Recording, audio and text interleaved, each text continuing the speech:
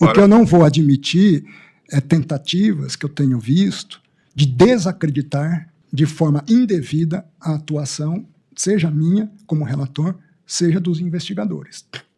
Não vou. Eu não vou transformar o certo em errado. Tudo que querem é criar um vício. Há um sistema articulado para isso. Eu não sou cego. Eu estou acompanhando, estou assistindo os movimentos. O que acontece quando o ministro do STF diz em plena sessão que existe um sistema articulado tentando desacreditar uma investigação? E pior, quando ele afirma que o caso envolve bilhões de reais, crime organizado, hacker, policiais infiltrados e até ameaças de morte. Foi exatamente isso que aconteceu. André Mendonça fez declarações que deixaram o plenário em choque. Entrou em confronto direto com Gilmar Mendes e deu indícios de que essa história pode ser muito maior do que uma simples fraude financeira. Afinal, quem está sendo protegido porque esse caso gerou tanta atenção dentro do Supremo? E o que ainda pode surgir das investigações que, segundo o próprio relator, estão longe de terminar? Hoje você vai entender os bastidores desse embate explosivo e as acusações que estão movimentando o STF e por que essa sessão está dando o que falar em todo o país. Fique até o final, porque alguns detalhes revelados nesse julgamento podem mudar completamente a forma como você enxerga esse caso.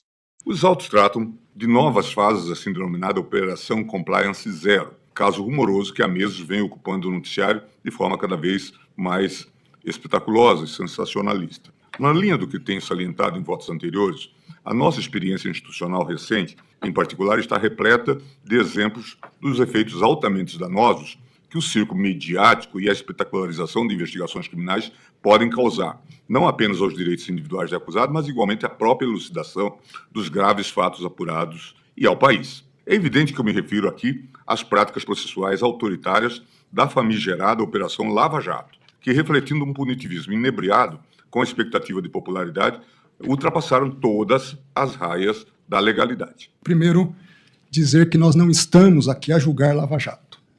Não vou avaliar Lava Jato, não é o objeto do julgamento. Nós estamos aqui a julgar a maior fraude financeira da história do nosso país, e se não a maior, certamente uma das maiores do mundo, da história. E essa fraude tem algumas peculiaridades. Não é simplesmente um crime do colarinho branco. É mais do que isso. Não são simplesmente atores num gabinete na Faria Lima, nos palácios, que praticaram fraudes e crimes de corrupção, de lavagem de dinheiro, de prejuízos ao sistema financeiro nacional, de dilapidação de um fundo garantidor das poupanças do nosso país. Não. Aqui há contornos de máfia. Há contornos de crime organizado mafioso, de fuzis, de metralhadoras, de armas raspadas, de infiltração no sistema policial. Por isso eu quero, de antemão, agradecer por esse julgamento presencial, que me permite pôr às claras algumas coisas que não estão tão claras, quiçá questões até ocultas. E é interessante porque eu me recordo de uma conversa, ministro Gilmar, com Vossa Excelência, assim que, para ser indicado para o Supremo. Vossa Excelência pontuou que para ser ministro do Supremo é preciso ter coragem. E me lembro do que ele respondia à ocasião. Não tenho medo da morte, quanto mais de ser ministro de um tribunal. Não tenho medo de combater o crime, aplicando a lei. Não tenho medo de absolver quem é inocente. Não ajo por pressões de mídia e nem busco a mídia. Aliás, a mídia às vezes me critica porque, de certa forma, eu não sou tão acessível. Não tenho grupos de mídia, não dou entrevistas, não busco ser estrela. Sou um servidor público e, com muito orgulho, sirvo à justiça há mais de 20 anos, há 25 anos na AGU e no Supremo. E minha única pretensão aqui é aplicar a lei. Vossa Excelência tem razão, não se prende para delação. Seria abjeto fazer isso. E eu não me presto a trabalhos abjetos. Se prende, se está praticando crime, se está obstruindo a justiça, se está tentando ocultar provas, se há uma continuidade delitiva, para isso se prende. Eu levei 4 anos no Supremo para decretar a primeira prisão. Não tenho prazer em prisão. Ao contrário, tenho pesar. É difícil decretar uma prisão. Para quem quer o bem do ser humano, para quem ainda acredita no ser humano, porque, de certa forma, é uma falência da humanidade. em casos específicos. Mas esse caso se reveste de singularidades. E eu queria apontar algumas 5 singularidades. Antes de adentrar em questões específicas, sobre possíveis vazamentos. Nos meus autos, todo vazamento é apurado. Já teve policial federal afastado por vazamento. Aliás, segundo me disseram, não sei se é verdade, caso inédito de apuração com resultado. Ao mesmo tempo, quando havia risco de vazamento na CPI, eu imediatamente mandei devolver o material para a Polícia Federal, para evitar vazamentos. Sobre transferências de presos, eu me lembro, foi um choque para todos nós, a morte do senhor Felipe Mourão, conhecido como Sicário. Me custou acreditar que fosse um suicídio. Infelizmente, eu tive que ver a cena, uma cena dura, doutora Cláudia, ver um ser humano tirando a própria vida. Lamentável, mandamos investigar, ministro Cássio, com a suspeita de que pudesse ter sido uma queima de arquivo, alguma coisa do tipo, mas todos os indicativos até agora da Polícia Federal indicam que não foi isso, que foi um ato voluntário dele. As razões nós não sabemos ao certo, mas não há um elemento de instigação que tenha sido verificado para a prática de um ato atentatório contra a própria vida. Naquele momento, a Polícia Federal, muito preocupada, entra em contato com o meu gabinete, comigo. Como nós não sabíamos, o que se sabia, ministro Cássio, é que havia envolvimento de um crime organizado pesado, uma turma com sicário, com policiais federais infiltrados na organização criminosa, com um grupo de hackers, ainda todos desconhecidos, era com o risco da integridade física de Daniel Vorcaro. E num ato momentâneo, a Polícia Federal pede para que ele vá para um presídio federal, porque não se sabia a penetração desse crime organizado todo. Às vezes é uma comida envenenada, às vezes é uma água e se apaga uma pessoa ou se apaga um arquivo. Tomei a decisão única e exclusivamente para preservá-lo naquele momento. Uma decisão dura, mandar para o presídio federal. Tomo a decisão, chamo os advogados e digo o seguinte para os advogados. Diante do quadro atual, se os senhores têm segurança da integridade física do cliente dos senhores, em um outro local eu transfiro. Os próprios advogados, nós não temos também, ministro. Então, assim que nós tivermos o melhor esclarecimento das coisas, na primeira oportunidade eu devolvo ele para um sistema menos rígido. Foi por isso que ele foi para lá, ministro Gilmar. Para preservar uma vida humana, por mais duro que fosse. Não foi por outra razão. E tive a deferência com a defesa de expor isso. Mas nem a defesa se sentiu tranquila de que em outro local o cliente deles estivesse seguro. Agora, é verdade, nós voltamos para a história. Quem é a turma? Página 5 da representação da Polícia Federal. Liderada por Daniel Vorcaro, tinha um sicário, alguns policiais federais, nem todos descobertos ainda. Ainda se investiga outros policiais federais. Havia, nessa turma, empresários do jogo do bicho. Era uma mistura de milícia da Polícia Federal, dentro da Polícia Federal, com um crime organizado no Rio de Janeiro. Há uma série de figurinhas desconhecidas aqui. Eu não sei.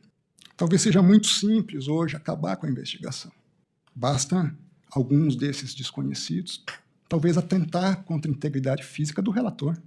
É disso que nós estamos tratando. Eu não sei. Eu sei que hoje, para parar do jeito que está, o polo mais frágil sou eu. Mas, como eu disse, é preciso ter coragem. Responde o Luiz Felipe, o capitão do barco, sobre os milicianos que vieram me ameaçar aqui dentro da Marina, em nome do Daniel Vorcaro. Está sabendo disso? Luiz Francisco diz, não. Então, capitão do barco, então, eu estou lhe afirmando, e a testemunha é o próprio Matheus que presenciou. Eu estava em São Paulo com você, 7 milicianos. Estou com as filmagens do barco, eles estiveram aqui, foram no meu condomínio. Me ameaçaram de morte. É disso que nós estamos julgando, ministro Gilmar.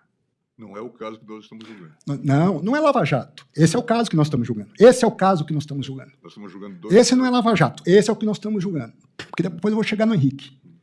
Viu? Nós vamos chegar. Calma que meu voto é longo também. Luiz aduziu ainda que desse cenário precisou sair corrido de Angra com a sua família. Não foi um passeio no parque. Não foi um passeio em Angra. Ele precisou sair com a família, ameaçados de morte. Cheguei a abandonar os pertences pessoais dentro do apartamento. o que indica que esses terceiros também estariam responsáveis por pagamentos devidos por Daniel Vorcar enquanto esse estivesse preso. E das tratativas de Henrique Vorcar, Manuel Mendes e a família de Felipe Mourão, o sicário. A irmã dele não é investigada, é uma testemunha. E eles estavam articulando para influenciar testemunhas. Obstruir justiça. É disso que se trata. É por essas questões que ele está preso. É por essas questões que ele está preso. Uma máfia organizada. A Joana teve acesso ao material que está nas nuvens. Nós não conseguimos ainda, a Polícia Federal não conseguiu ainda acessar os dados do sicário. Não conseguiu acessar o celular do sicário. Mas a Joana, a irmã, teve acesso ao material que está nas nuvens. E ela diz que esse material acaba com a família inteira. Interessante que, do material apreendido com Henrique Vorcaro, se pegou um documento de uma tela do Sinapse. Sinapse é uma base de dados, um programa interno da Polícia Federal de Inteligência. Acesso restrito, não é qualquer um que tem acesso.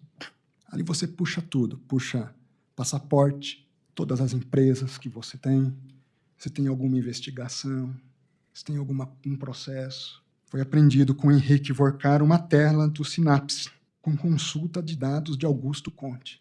Fui pesquisar quem é Augusto Conte. Achei uma matéria recente, jornalista Mariana Barbosa, do UOL. Primeiro sócio de Vorcaro na Faria Lima revela a origem fraudulenta do Master.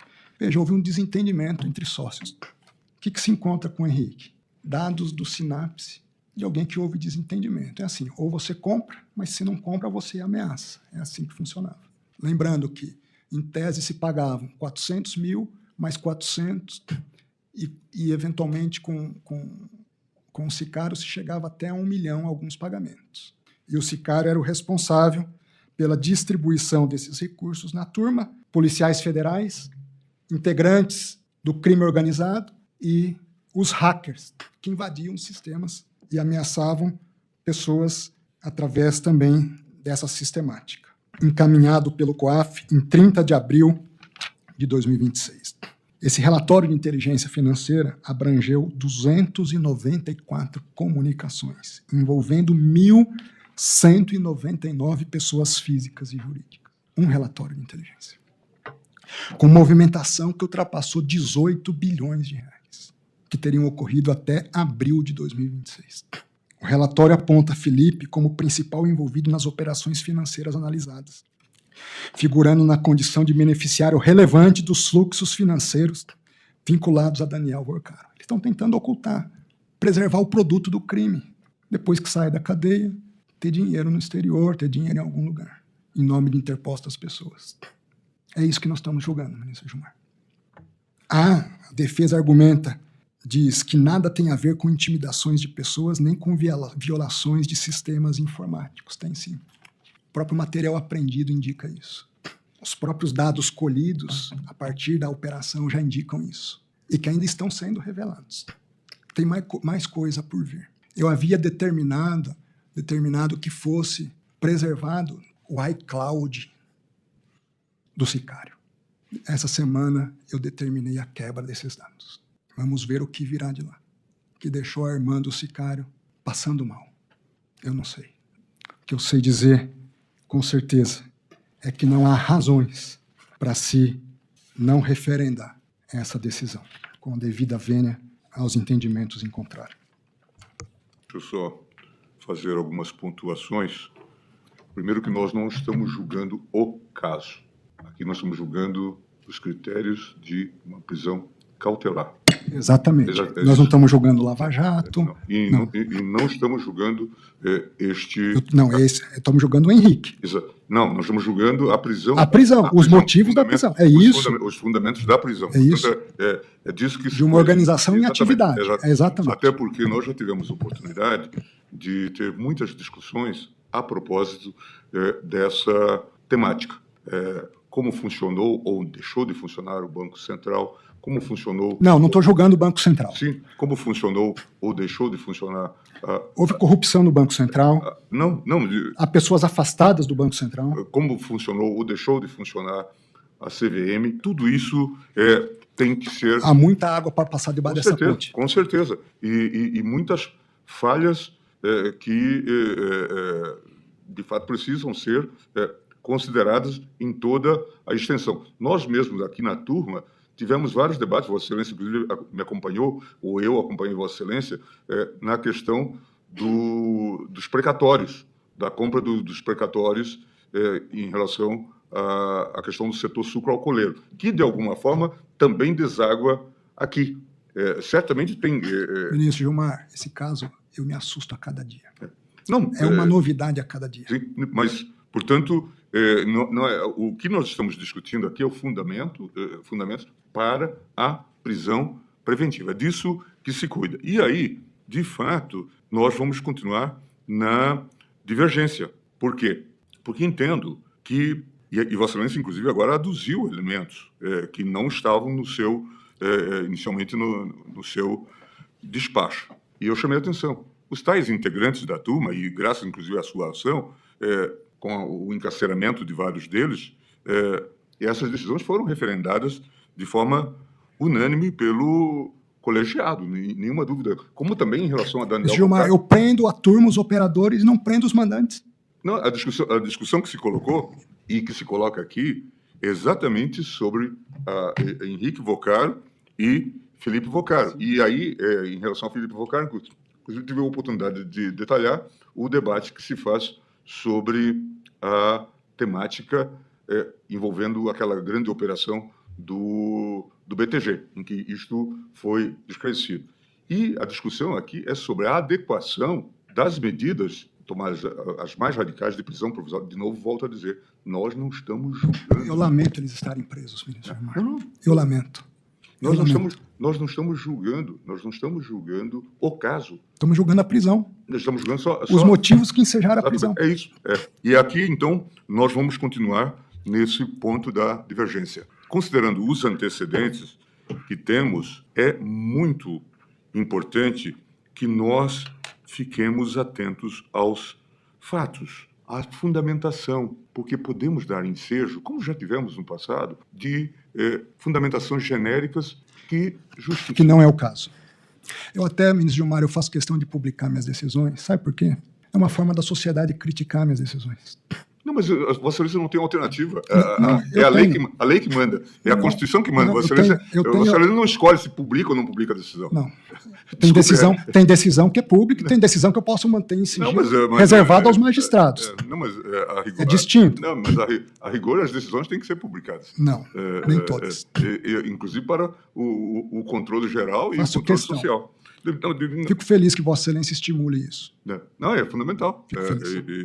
Mas de modo que eu quero pontuar, com todo o respeito, que nós vamos continuar divergindo em relação a isso, e acho que é preciso ter cuidado na condução desses procedimentos investigatórios. Todos nós estamos do mesmo lado no que diz respeito ao combate à criminalidade organizada. Agora, é preciso que haja métodos constitucionais de se fazer isso. Estão havendo, ministro Gilmar, pode ter certeza. É fundamental que haja. O que eu não vou admitir é tentativas que eu tenho visto de desacreditar de forma indevida a atuação, seja minha como relator, seja dos investigadores. Não vou. Eu não vou transformar o certo em errado e nem vou admitir que isso seja feito. Então, a investigação, no que depender de mim como relator, seguirá seu curso. Interessante a questão da delação. Eu sempre disse para os advogados, não estou preocupado com delação. Não, primeiro que eu não prendo para fazer delação. Não me permitiria isso. Não dormiria tranquilo se eu fizesse isso. Em segundo lugar, que a delação é um ato de vontade da defesa. Alguns advogados vêm para mim, mas você não vai pegar todo mundo? Eu estou preocupado em pegar o que a investigação determinar. Não estou preocupado se será todo mundo ou não. Estou preocupado com o que a investigação vier a esclarecer. Até porque a lei, na verdade, não dá a Vossa Excelência esse poder. Não dá, nem me arvoro, porque em outros casos, nós temos visto atuações dessa jaez. Não na minha relatoria. Eu não sei onde ocorreu, mas, de qualquer forma, nós disputamos isso muito aqui na Lava Jato e de fato, as combinações entre advogados... Eu fiz os registros aqui desses fatos que vieram... Ao mesmo tempo, fazendo justiça, não é o advogado que deixou o caso Juca, mas me chegou uma proposta por um advogado Perderam o pudor, ministro Gilmar. Queremos fazer uma delação seletiva. Falaram na minha cara isso. Eu disse, não faço questão de delação. Agora, delação seletiva, comigo não. É interessante que está tudo muito invertido, né? Totalmente. Totalmente, porque, a rigor, Vossa Excelência não tem sequer competência, enquanto relator, para celebrar... Não celebro, eu homologo. Eu não vou, só que eu não... E parece que... E até, de certa forma, um descaramento. É a Procuradoria ou é a Polícia Federal, exatamente, segundo o nosso entendimento. Exatamente. Então, me parece que... Não, eu não participo, faço questão. A defesa até apresentou a primeira proposta de delação, eu não quis acessar, ministro Gilmar. Entendeu? Até porque há uma perspectiva, parece que certos setores atuam para criar um vício.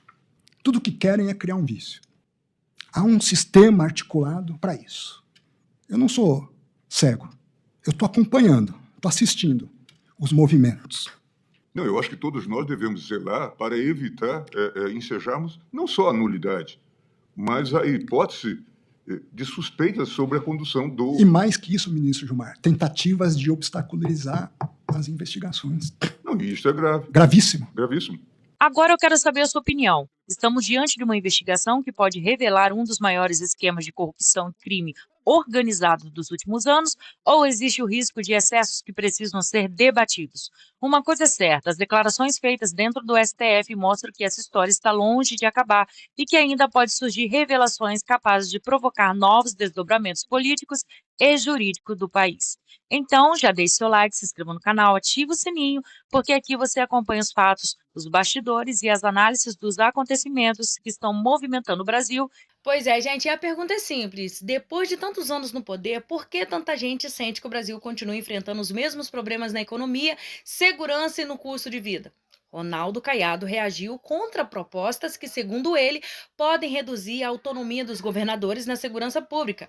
Enquanto isso, cresce a insatisfação de brasileiros que dizem sentir o dinheiro valer menos e as contas pesarem mais no bolso. Com o cenário político esquentando, surgem novos nomes querendo disputar espaço contra Lula nas próximas eleições.